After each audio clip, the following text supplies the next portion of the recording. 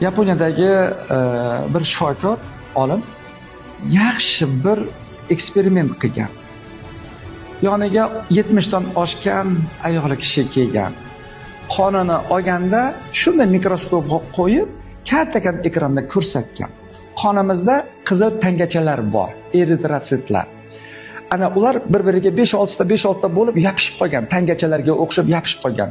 Buni mikrotromblar deyiladi. Har bir eritrotsitning o'zining magnit maydoni bor va u bir-biridan itarishi kerak.